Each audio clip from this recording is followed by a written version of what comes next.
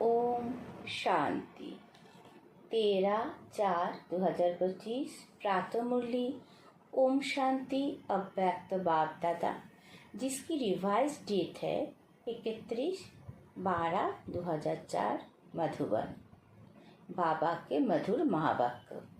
इस वर्ष के आरंभ से बेहद की वैराग्य वृत्ति इमार्ज करो, यही मुक्ति धाम के गेट की चाबी है।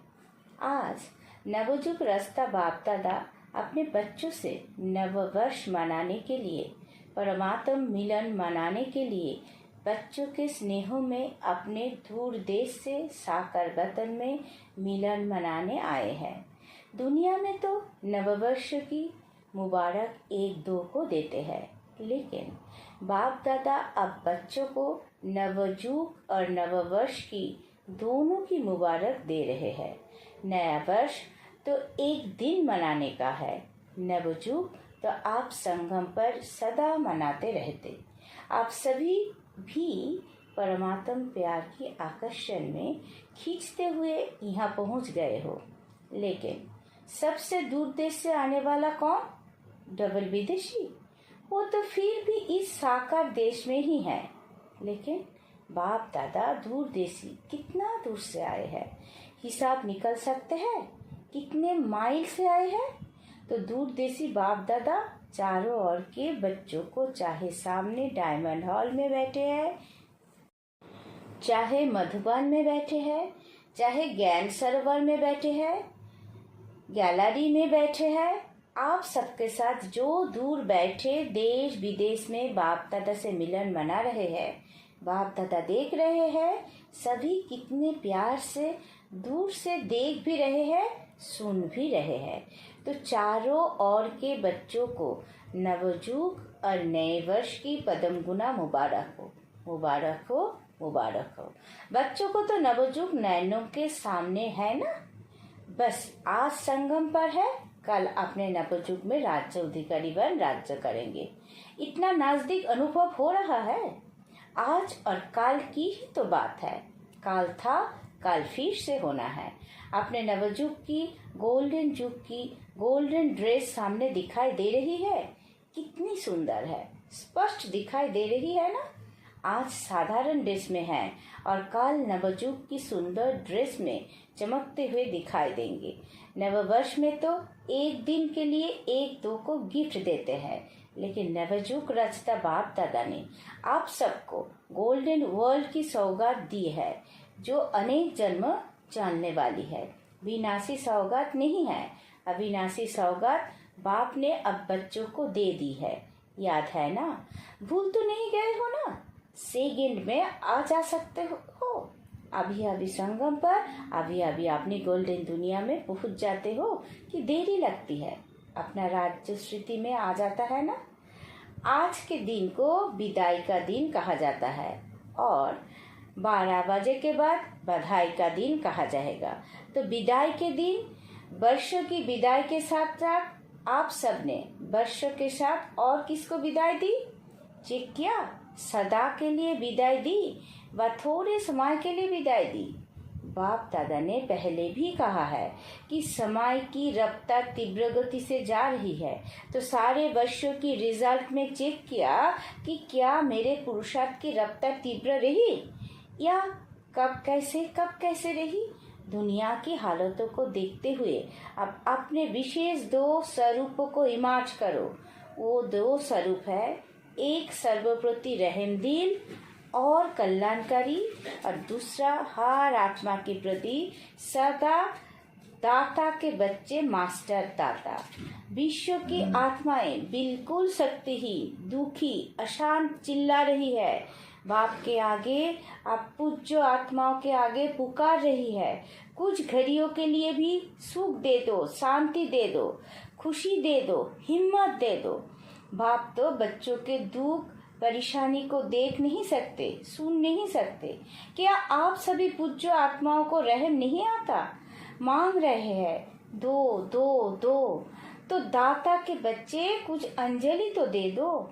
बाप भी अब बच्चों को साथी बना के, मास्टर दाता बना के, अपने राइट हैंड बना के यही इशारा देते हैं, इतनी विश्व की आत्माएं सभी को मुक्ति दिलानी है, मुक्ति धाम में जाना है।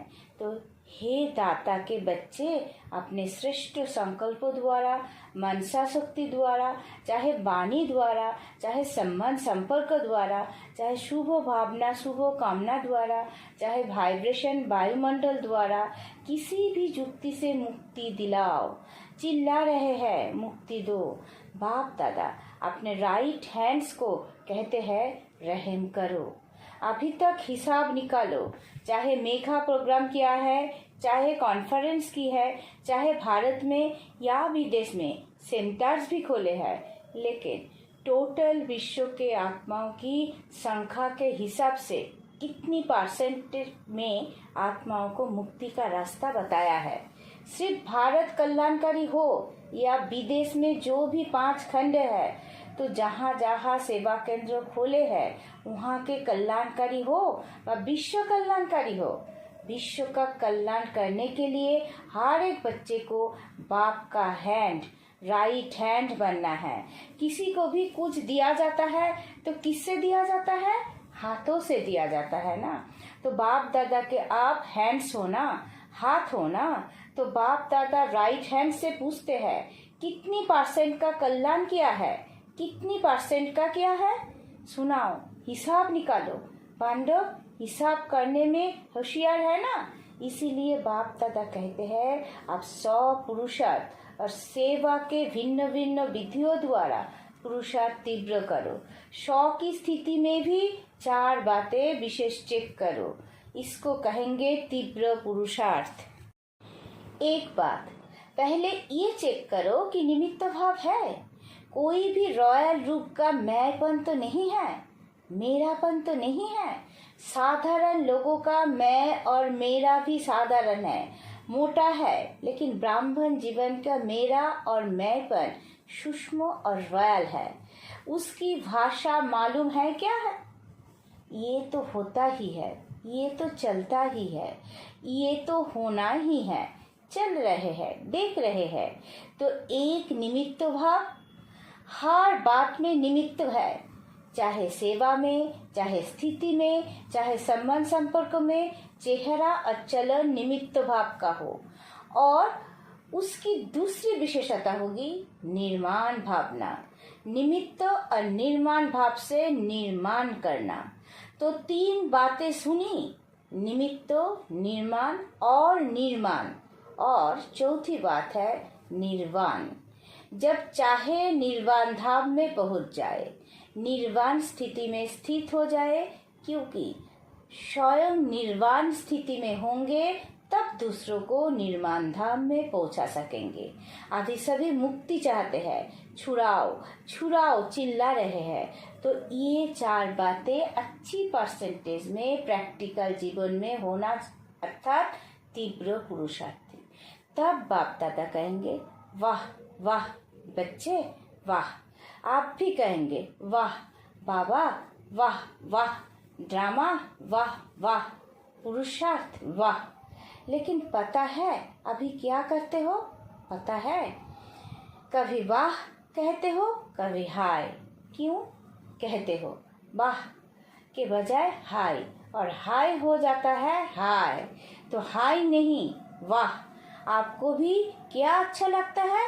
वाह अच्छा लगता है या हाय? क्या अच्छा लगता है? वाह। कभी हाय नहीं करते हो? गलती से आ जाता है। डबल फॉरेनर्स हाय हाय कहते हैं, कभी कभी कह देते हो।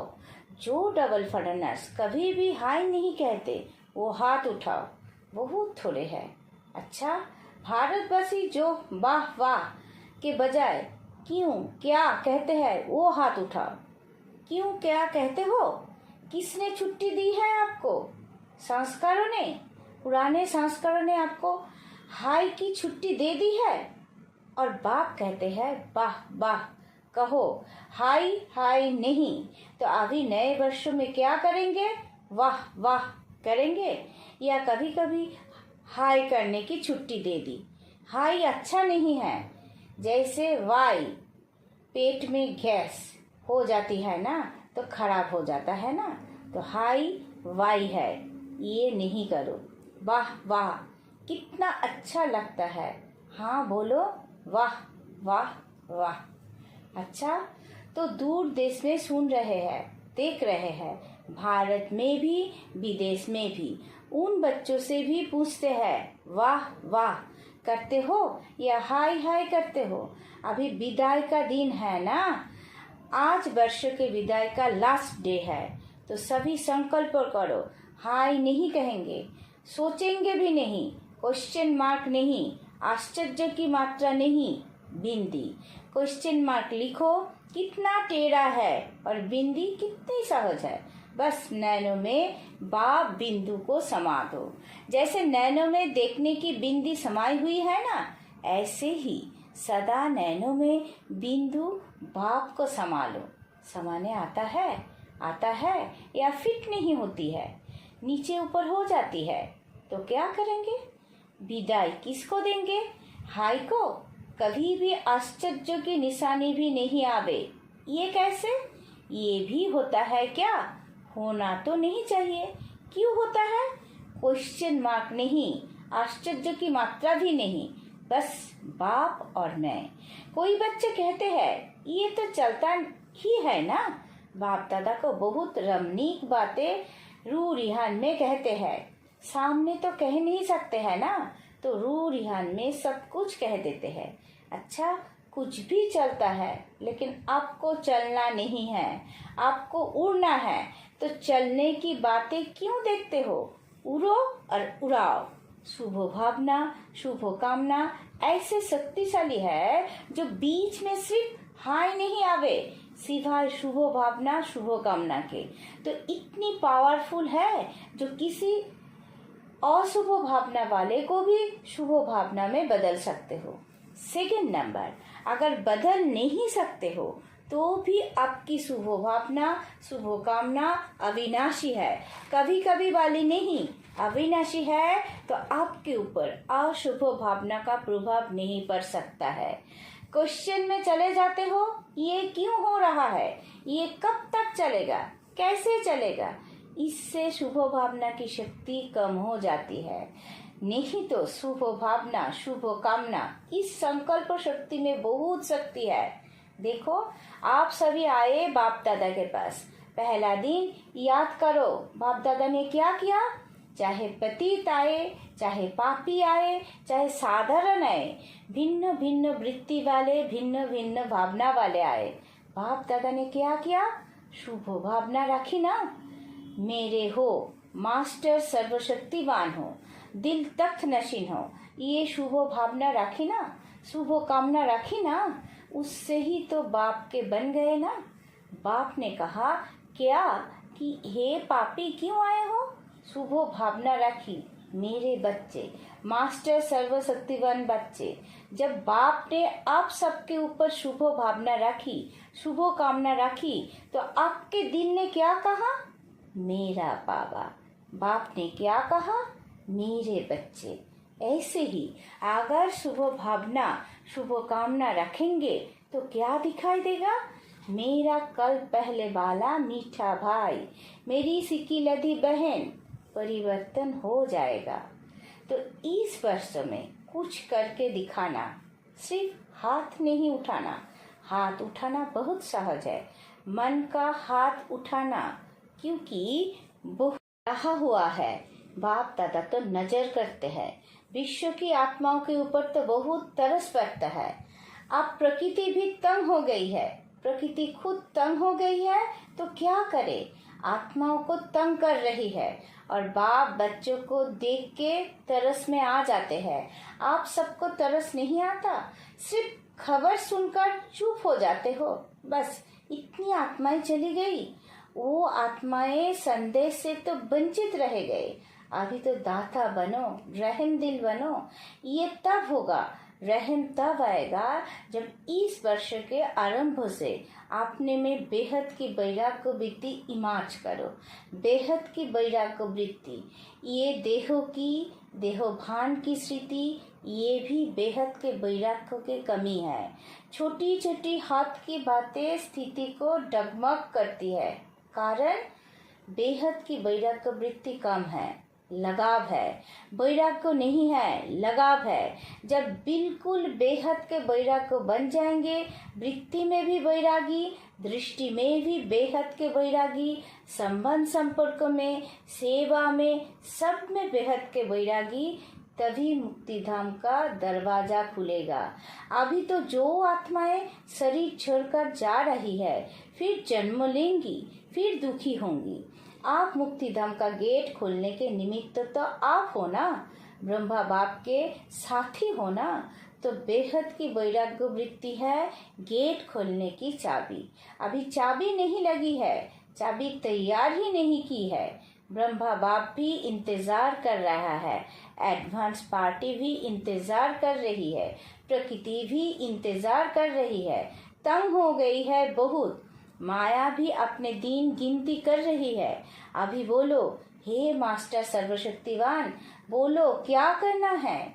इस वर्ष में कोई नवीनता तो करेंगे ना, नया वर्ष कहते हैं तो नवीनता तो करेंगे ना। अभी बेहद के वैराग्य की मुक्तिधाम जाने की चाबी तैयार करो। आप सभी को भी तो पहले मुक्तिधाम में जाना है ना। ब्रह्मा बाप से वादा किया है, साथ चलेंगे, साथ आएंगे, साथ में राज्य करेंगे, साथ में भक्ति करेंगे। तो अभी तैयारी करो। इस वर्ष में करेंगे कि दूसरे वर्ष चाहिए, जो समझते हैं इस वर्ष में अटेंशन प्लीज, बार बार करेंगे, वो हाथ उठाओ। करेंगे फिर तो एडवांस पार्टी आपको बहुत मुबारक देगी। वो भी थक गए हैं। अच्छा, टीचर्स क्या कहती है, पहली लाइन क्या कहती है। पहले तो पहली लाइन के पांडव और पहली लाइन की शक्तियाँ जो करेंगे वो हाथ उठाओ। आधा हाथ नहीं, आधा उठाएंगे तो कहेंगे आधा करेंगे, लंबा हाथ उठाओ। अच्छा, मुबारक हो, मुबारक हो। अच्छा, डबल विदेशी हाथ उठाओ। एक दो में देखो किसने नहीं उठाया है। अच्छा, ये सिंधी ग्रुप भी हाथ उठा रहा है, कमाल है। आप भी करेंगे, सिंधी ग्रुप करेंगे, तब तो डबल मुबारक हो। बहुत अच्छा। एक दो को साथ देकर शुभ भावना का इशारा देते, हाथ में हाथ मिलाते करना ही है। अच्छा, सभा में कोई ने आवाज की, सब बैठ जाओ, नथिंग न्यू। अभी अभी एक सेकंड में बिंदु वन बिंदु बाप को याद करो, और जो भी कोई बातें हो उसको बिंदु लगाओ। लगा सकते हो, बस एक सेकंड पे। मैं बाबा का, बाबा मेरा। अच्छा, अभी चारों ओर के सर्व नए युग के मालिक बच्चों को, चारों ओर के नए वर्ष मनाने के उमंग उत्सव वाले बच्चों को सदा उड़ती रहना और उड़ाते रहना, ऐसे उड़ती कला वाले बच्चों को सदा तीव्र पुरुषार्थ द्वारा विजय माला के मन के बनने वाले विजयी रत्नों को बाप दादा का नए वर्ष और नए युग की दुआओं के साथ साथ पदम गुना थालियां भर भर के मुबारक हो, मुबारक हो। एक हाथ की ताली बजाओ। अच्छा, वरदान, एकाग्रता के अभ्यास द्वारा एक रस स्थिति बनाने वाले सर्व सिद्धि स्वरूप भवो। जहाँ एकाग्रता है वहाँ सत एक रस स्थिति है। एकाग्रता से संकल्पों, बोल और कर्मों का व्यर्थपन समाप्त हो जाता है और समर्थपन आ जाता है। एकाग्रता अर्थात एक ही श्रेष्ठ संकल्प में स्थित रहना। जिस एक बीज रूपी संकल्प में सारा वृक्ष रूपी विस्तार समाया हुआ है। एकाग्रता को बढ़ाओ तो सर्व प्रकार की हलचल समाप्त हो जाएगी। सब संकल्पों, बोल और कर्मों सहज सिद्ध हो जाएंगे। इसके लिए एकांतवासी बनो। स्लोगन, एक बार की हुई गलती को बार बार सोचना अर्थात दाग पर दाग लगाना, इसलिए बीती को बिंदी लगाओ। अव्यक्त इशारे, कंबाइंड रूप की स्थिति से सदा विजयी बनो। जैसे इस समय आत्मा और शरीर कंबाइंड है, ऐसे बाप और आप कंबाइंड रहो। सिर्फ ये याद रखो कि मेरा बाबा। अपने मस्तक पर सदा साथ का तिलक लगाओ। जो सुहाग होता है, साथ होता है, वो कभी भूलता नहीं। तो साथी को सदा साथ रखो। अगर साथ रहेंगे तो साथ चलेंगे। साथ रहना है, साथ चलना है। हर सेकेंड, हर संकल्प में साथ है ही। ओम शांति।